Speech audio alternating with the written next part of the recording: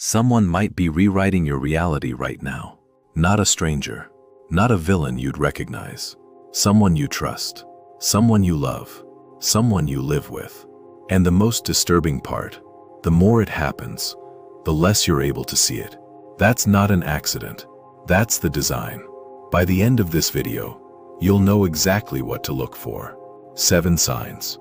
Clinical, specific, real. And here's what I need you to do. Don't watch this as information. Watch it as a mirror. Sign number 4 is the one most people completely miss, and it's the most dangerous. We'll get there. The word comes from a 1944 film. A husband, a wife, and a gas lamp. Every night, he dimmed the gas lamps in the house. Every night, she noticed the room getting darker. Every night, he told her, "The lights are fine. You're imagining things." That's where the term comes from. But what it describes has existed as long as humans have had power over each other. Gaslighting is the systematic distortion of someone's reality, until they can no longer trust their own perception. It's not an argument. It's not a lie. It's the erasure of your ability to know what's true. Here are the 7 signs it's happening to you. Sign number 1. You constantly second-guess your memory. You remember the conversation clearly. You remember exactly what was said, where you were, how it felt. But they look at you and say, "That never happened.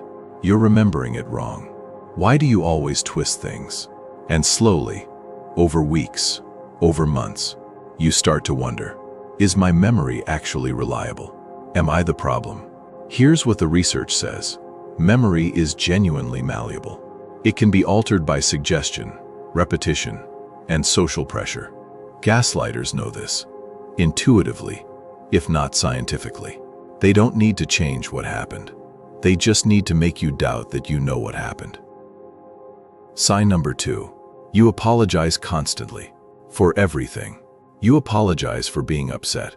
You apologize for bringing something up. You apologize for how they reacted to something you said. At some point, you stopped even knowing what you were apologizing for. You just knew that apologizing made things calmer. And calm felt like safety. This is called conditioned appeasement. Your nervous system has learned that submission reduces threat, so it starts submitting automatically, before you even process what's happening.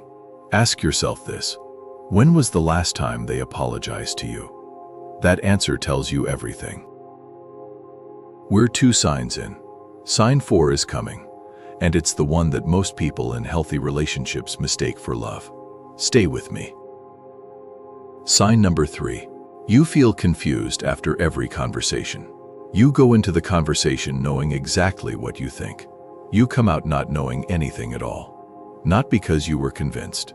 Not because new information changed your mind. But because the conversation was so deliberately tangled. So full of deflections, accusations, and subject changes that you lost the thread entirely. Psychologists call this cognitive flooding.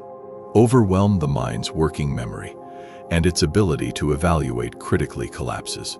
The gaslighter doesn't need to win the argument. They just need to make sure you forget what the argument was about. Sign number 4. This is the one I told you about. You're hurt. You express it. And instead of being heard, you're too sensitive. You're overreacting. I can't say anything without you making it a drama. Your feelings become the problem, not what caused them. Your emotional response becomes evidence of your instability. And this is why people in healthy relationships can miss it. Because sometimes, people do overreact. Sometimes, feedback is valid. The difference: in a healthy relationship, your feelings are occasionally questioned. In gaslighting, your feelings are never valid. Ever. About anything. Think back. Is there a single time they said, "You're right to feel that way"? Sign number 5. You've started to isolate yourself. You used to talk to your friends about problems in the relationship. Now you don't. Not because everything is fine. Because you're ashamed. Because they've convinced you that the way you see things is distorted. So sharing it would only reveal how distorted you are. Or maybe it's simpler than that. Maybe every time you talked to someone, it got back to them somehow. And then there was a price to pay. Isolation is not a side effect of gaslighting. It's a goal. Remove outside perspectives, and the gaslighter becomes your only reference point for reality. If they're the only one who can tell you what's real, they control what's real. When was the last time you talked to someone about how things actually are? Sign 6 is where it gets clinical, because it's the sign that forensic psychologists use to distinguish gaslighting from ordinary conflict. Pay attention. Sign number 6. The pattern never changes, but the apology always comes. Something happens. You're hurt. There's a confrontation, or a silence, or an explosion. And then, an apology. A good one. A real seeming one. With tears, maybe. With promises. I know I hurt you.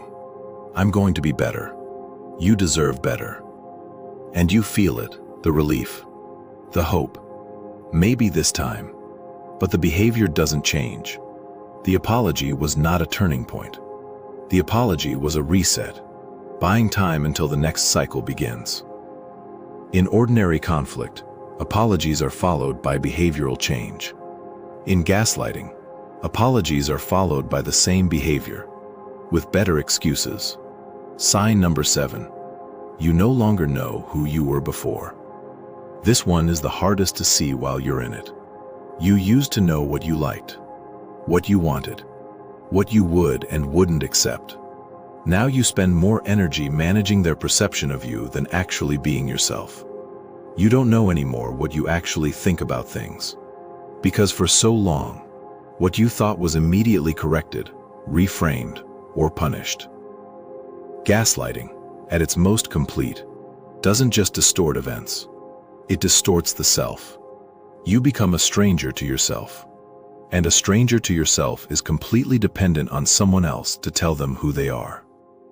That's the end game. 7 signs.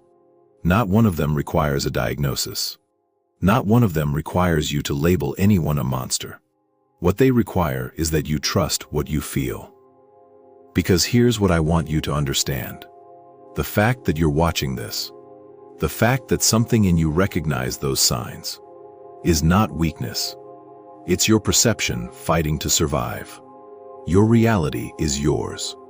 Your memory is yours. Your feelings are valid. And if someone in your life has spent years trying to convince you otherwise, now you have a name for it. Names matter, because you can't escape something you can't see. If this video helped you understand something about your own situation, share it with someone who might need it.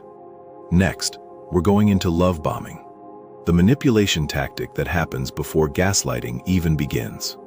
The one that makes you fall so hard that by the time the gaslighting starts, you're already too deep to see it. That video is next.